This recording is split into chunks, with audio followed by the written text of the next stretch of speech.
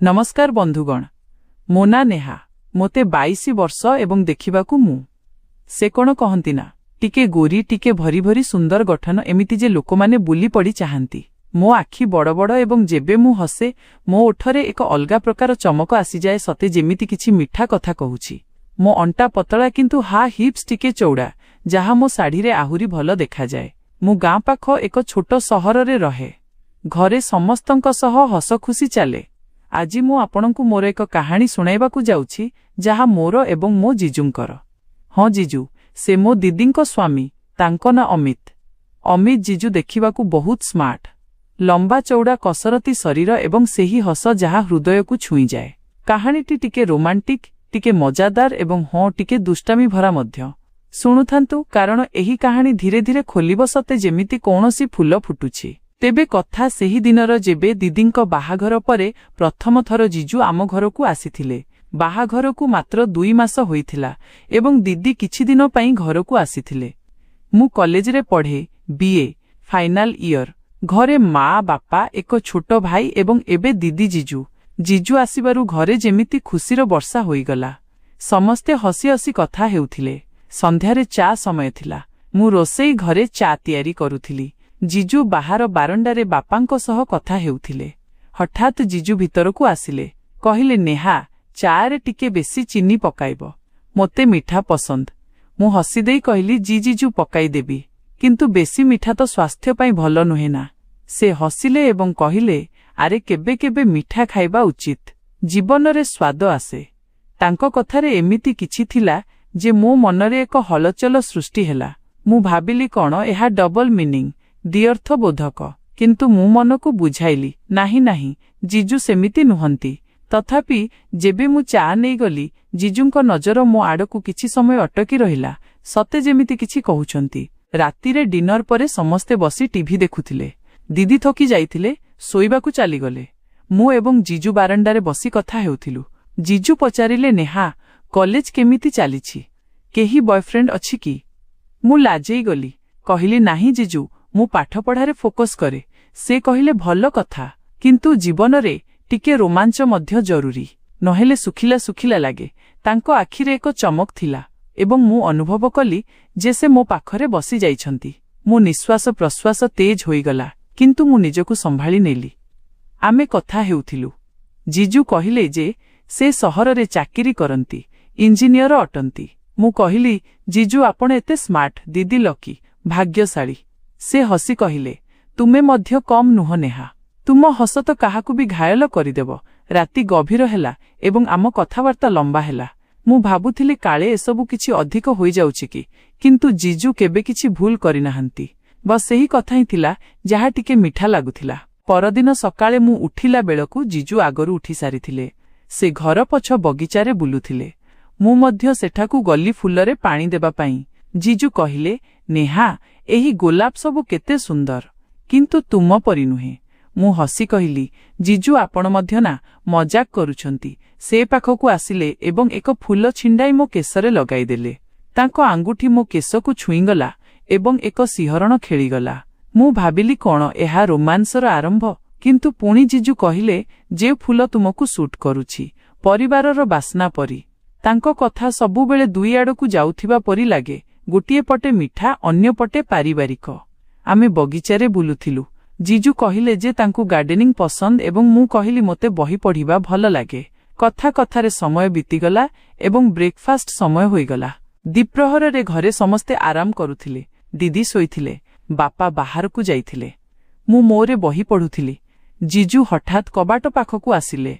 कहिले नेहा मु भितरकू आसी पारिबी कि टिके कथा हेबार अछि। मो हृदयर स्पंदन बढ़ीगला। मु कहिली हाँ जीजू आसंतु। से भितरकू आसिले। बेड पाखरे बसी पड़िले। कहिले नेहा तुम दीदी कहुथिला जे तुमकू डांस पसंद देखा ना किछि स्टेप्स। मु लाजेई गली किंतु उठिली एवं टिके डांस कली। जीजू ताली मारुथिले। तांको नजर मो अंटा उपरे अटकी जाइथिला सते जेमिति किछि भाबुछंती। मु अटकी जाई कहिली बस जीजू एतिकी। से कहिले वाह तुमर मुवमेंट केते स्मूथ सते जेमिति कौनसी लहर। तापरे से उठिले एवं मो कांधरे हाथ रखी कहिले तुमे बहुत टैलेंटेड नेहा। ତାଙ୍କ ସ୍ପର୍ଶ ଗରମ ଥିଲା ଏବଂ ମୁଁ ଅନୁଭବ କଲି ଯେ ରୁମ୍ ଭିତରେ ଏକ ଟେନସନ୍ ଅଛି। କିନ୍ତୁ ଜିଜୁ କେବଳ ଏତିକି କହି ଚାଲିଗଲେ। ମୁଁ ଭାବୁଥିଲି କ'ଣ ଏସବୁ କିଛି ହେବାକୁ ଯାଉଛି? କ'ଣ ଏହା କେବଳ ମୋର ଭାବନା? ସନ୍ଧ୍ୟାରେ ଆମେ ସମସ୍ତେ ମିଶି ରୋଷେଇ ଘରେ ଡିନର ପ୍ରସ୍ତୁତ କରୁଥିଲୁ। ଜିଜୁ ମଧ୍ୟ ସାହାଯ୍ୟ କରୁଥିଲେ। ପରିବା କାଟୁଥିଲେ। ମୁଁ ରୁଟି ବେଲୁଥିଲି। ଜିଜୁ କହିଲେ, ନେହା, ତୁମ ରୁଟି କେତେ ଗୋଲ, ପରଫେକ୍ଟ। ମୁଁ ହସି କହିଲି, ଅଭ୍ୟାସରୁ ଜିଜୁ। ସେ କହିଲେ, ହେଁ, କିଛି ଜିନିଷ ଅଭ୍ୟାସ କଲେ ଆହୁରି ଭଲ ହୋଇଯାଏ। ତାଙ୍କ କଥାରେ ପୁଣି ସେହି ଡବଲ ମିନିଂ ଲାଗିଲା। ଆମେ ହସ ଖୁସିରେ କାମ କରୁଥିଲୁ। ଦିଦି ମଧ୍ୟ ଉଠି ଆସି ସାମିଲ ହେଲେ। କିନ୍ତୁ ଜିଜୁଙ୍କ ନଜର ବାରମ୍ବାର ମୋ ଆଡ଼କୁ ଆସୁଥିଲା। ରାତିରେ ଖାଇସାରି ଆମେ ଛାତ ଉପରକୁ ଗଲୁ ତାରା ଦେଖିବା ପାଇଁ। ଜିଜୁ ମୋ ପାଖରେ ବସି କହିଲେ, ନେହା, ଏହି ତାରାମାନେ କେତେ ଉଜ୍ଜଳ, କିନ୍ତୁ ତୁମ ଆଖି ପରି ନୁହେଁ। ମୁଁ ଲାଜରେ କହିଲି, ଜିଜୁ ଆପଣ ମଧ୍ୟ ନା। ତାଙ୍କ ଆଙ୍ଗୁଠି ମୋ ଆଙ୍ଗୁଠିରେ ଛୁଇଁଗଲା ଏବଂ ଏକ କରେଣ୍ଟ ପରି ଶିହରଣ ହେଲା। କିନ୍ତୁ ସେ କେବଳ କଥା ହେଉଥିଲେ, କିଛି କଲେ ନାହିଁ। ସାରା ରାତି ମୁଁ ଭାବୁଥିଲି କ'ଣ ଜିଜୁ ମୋ ଆଡ଼କୁ ଆକର୍ଷିତ କି? ଆସନ୍ତା କିଛି ଦିନ ଏମିତି ବିତିଲା। ଜିଜୁ ପ୍ରତିଦିନ କିଛି ନା କିଛି କହୁଥିଲେ, ଯାହା ମିଠା ଲାଗୁଥିଲା, କିନ୍ତୁ କେବେ ସୀମା ଲଙ୍ଘୁ ନଥିଲେ। ଦିନେ ମୁଁ ଅଗଣାରେ କପଡ଼ା ଧୋଉଥିଲି। ଜିଜୁ ଆସିଲେ। କହିଲେ, ନେହା, ସାହାଯ୍ୟ କରିବି। ମୁଁ କହିଲି, ନାହିଁ ଜିଜୁ, ମୁଁ କରିନେବି। କିନ୍ତୁ ସେ ଜିଦ୍ କଲେ ଏବଂ ଗୋଟିଏ ବାଲଟି ଉଠାଇ ନେଲେ। ପାଣି ଛିଟିକି ଗଲା ଏବଂ ମୋ ଶାଢ଼ୀ ଓଦା ହୋଇଗଲା। ଜିଜୁ କହିଲେ, ଓହ, ସରି ନେହା, ମୁଁ ଶୁଖାଇ ଦେବି କି? ତାଙ୍କ କଥାରେ ଏମିତି କିଛି ଥିଲା ଯେ ମୁଁ ଚମକି ପଡ଼ିଲି। କିନ୍ତୁ ସେ କେବଳ ହସିଲେ ଏବଂ କହିଲେ, ମଜାକ କରୁଛି। ଯାଅ, ବଦଳାଇ ଦିଅ। ମୁଁ ଗଲି, କିନ୍ତୁ ମନରେ ଭାବୁଥିଲି କ'ଣ ଏସବୁ ଇସାରା। ସନ୍ଧ୍ୟାରେ ଆମେ ବଜାରକୁ ଗଲୁ ନାହିଁ, ବରଂ ଘରେ ହିଁ ଏକ ଗେମ୍ ଖେଳିଲୁ। ଜିଜୁ କହିଲେ, ନେହା, ତୁମେ ମୋରେ ଅଛ। ଆମେ ଜିତିଲୁ ଏବଂ ଜିଜୁ ମୋତେ ହଗ୍, ଆଲିଙ୍ଗନ କଲେ। କିନ୍ତୁ କେବଳ ବନ୍ଧୁତାପୂର୍ଣ୍ଣ। ତାଙ୍କ ଶରୀର ମୋ ଶରୀର ସହ ମିଶିଗଲା ଏବଂ ମୁଁ ଅନୁଭବ କଲି ଯେ କିଛି ହୋଇପାରେ, କିନ୍ତୁ ହେଲା ନାହିଁ। ଧୀରେ ଧୀରେ ଦିନ ବିତିଗଲା। ଜିଜୁ ଏବେ ଘର କାମରେ ବେଶୀ ସାହାଯ୍ୟ କରୁଥିଲେ। ଗୋଟିଏ ସକାଳେ ମୁରେ ଯୋଗ କରୁଥିଲି। ଜିଜୁ କବାଟ ପାଖରୁ ଚାହିଁ କହିଲେ, ନେହା, ତୁମ ପୋଜ୍ କେତେ ଫ୍ଲେକ୍ସିବୁଲ। ମୁଁ କହିଲି, ଜିଜୁ ଆପଣ ମଧ୍ୟ ଟ୍ରାଏ କରନ୍ତୁ। ସେ ଭିତରକୁ ଆସି ଟ୍ରାଏ କଲେ। ତାଙ୍କ ସାର୍ଟ ଟିକେ ଉପରକୁ ଉଠିଗଲା ଏବଂ ମୁଁ ତାଙ୍କ ସାଇଏବିଏସ୍ ଦେଖିଲି।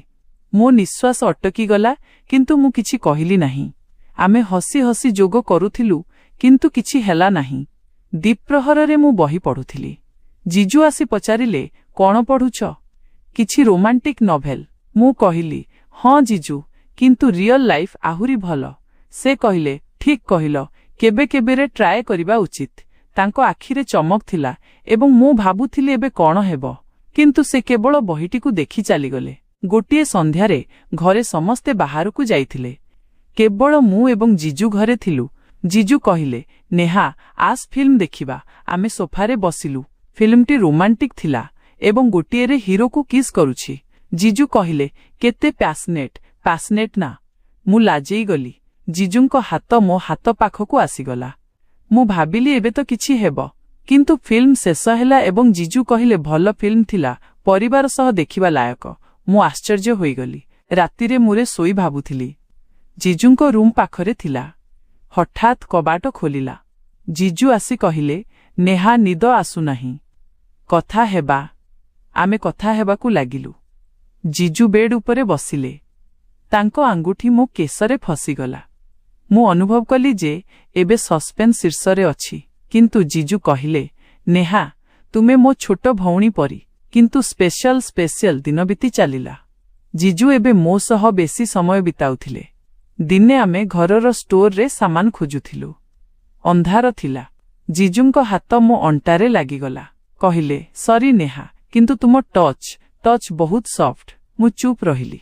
ଆମେ ସାମାନ ବାହାର କରୁଥିଲୁ, କିନ୍ତୁ ମନରେ ତୋଫାନ ଥିଲା। ସନ୍ଧ୍ୟାରେ ଜିଜୁ କହିଲେ, ନେହା, ତୁମକୁ ଗୋଟିଏ ଗିଫ୍ଟ ଦେବାର ଅଛି।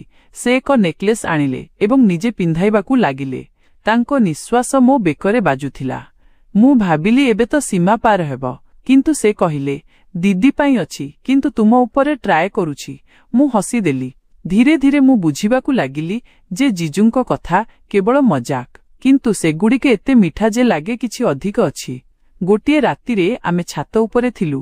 ଜିଜୁ କହିଲେ, ନେହା, ଯଦି ମୁଁ ତୁମ ଜିଜୁ ହୋଇନଥାନ୍ତି ତେବେ ହୁଏତ। ମୁଁ ପଚାରିଲି, ତେବେ କ'ଣ? ସେ କହିଲେ, ତେବେ ତୁମକୁ ପ୍ରପୋଜ କରିଥାନ୍ତି। ମୋ ହୃଦୟର ସ୍ପନ୍ଦନ ଅଟକିଗଲା। କିନ୍ତୁ ପୁଣି ସେ ହସିଲେ, ମଜା କରୁଛି, ତୁମେ ମୋ ଶାଳୀ, ମୋ ପରିବାର। କିନ୍ତୁ ତାଙ୍କ ଆଖିରେ କିଛି ଥିଲା। ପରଦିନ ଦିଦି କହିଲେ ଯେ ଜିଜୁଙ୍କର ପ୍ରମୋଶନ ହୋଇଛି। ଆମେ ସେଲିବ୍ରେଟ୍ ଉତ୍ସବ କଲୁ। ଜିଜୁ ମୋତେ ଡ୍ୟାନ୍ସ କରିବାକୁ କହିଲେ ଏବଂ ଆମେ ଡ୍ୟାନ୍ସ କଲୁ। ତାଙ୍କ ହାତ ମୋ ଅଣ୍ଟାରେ ଥିଲା, କିନ୍ତୁ କେବଳ ଡ୍ୟାନ୍ସର ଏକ ଅଂଶ ଭାବରେ। ଏବେ କାହାଣୀରେ ଟୁଇଷ୍ଟ ଆସୁଛି। ଦିନେ ଜିଜୁ ମୋତେ ଏକାନ୍ତରେ ଡାକିଲେ। କହିଲେ, ନେହା, ମୋତେ ତୁମକୁ କିଛି କହିବାର ଅଛି। ମୁଁ ଡରିଗଲି। ଭାବୁଥିଲି ଏବେ କ'ଣ?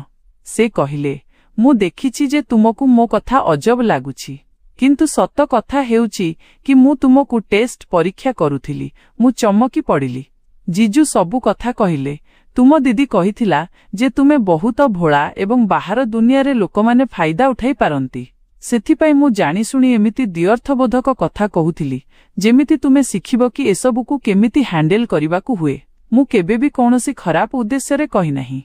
ବସ୍ ତୁମକୁ ଷ୍ଟ୍ରଙ୍ଗ, ଶକ୍ତିଶାଳୀ କରିବାକୁ ଚାହୁଁଥିଲି। ମୁଁ କାନ୍ଦି ପକାଇଲି କିନ୍ତୁ ଖୁସିରେ। ଜିଜୁ କହିଲେ, ତୁମେ ଏବେ ବୁଦ୍ଧିମାନ ହୋଇଯାଇଛ ଏବଂ ମୁଁ ତୁମ ଭାଇ ପରି। ଏବଂ ସେହି ଦିନଠାରୁ ଆମର ସମ୍ପର୍କ ଆହୁରି ମଜବୁତ ହୋଇଗଲା। କୌଣସି ରୋମାନ୍ସ ନାହିଁ, ବସ୍ ଭଲ ପାଇବା ଭରା ଏକ ସମ୍ପର୍କ। କିନ୍ତୁ ପ୍ରକୃତରେ ଏହା ଏକ ଶିକ୍ଷଣୀୟ କାହାଣୀ ଥିଲା। ଏବେ ଜିଜୁ ଏବଂ ମୁଁ ବେଷ୍ଟ ଫ୍ରେଣ୍ଡ ଏବଂ ଦିଦି ମଧ୍ୟ ଖୁସି। ଜୀବନରେ ଏମିତି ସମ୍ପର୍କରେ ଜରୁରୀ, ଯାହା ମଜାକରୁ ଆରମ୍ଭ ହୋଇ ଶିକ୍ଷା ଦେଇଥାଏ।